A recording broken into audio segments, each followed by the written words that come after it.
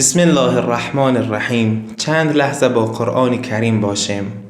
از نظر قرآن کریم تفاوت‌های زیاد بین عالم دنیا و عالم آخرت هست که ما در این برنامه کوتاه به 3 مورد آن اشاره خواهیم کرد.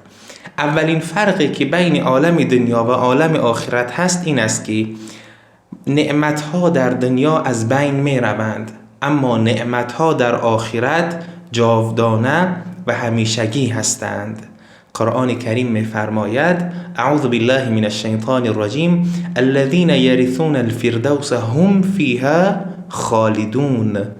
فرق دوم بین دنیا و آخرت این است که در دنیا ما هر چیز بخواهیم نصیبی ما نخواهد شد، اما در عالم آخرت مؤمنان و کسانی که اهل بهشت هستند هر چیزی که از خداوند بخواهند خداوند به آنها عطا خواهد کرد. لهم ما یشاءون فیها ولدینا مزید.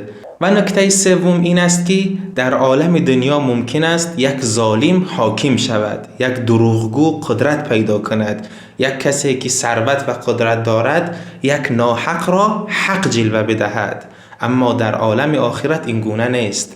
عالم آخرت عالمی است که خداوند هم شاهد است و هم قاضی عادل است و در محضر او نمیتوانند دروغ بگویند. چرا؟ چون دهان آنها بسته شده است. هذا یوم لا ینطقون. روز قیامت روزی است که گناهکاران نمیتوانند سخن بگویند.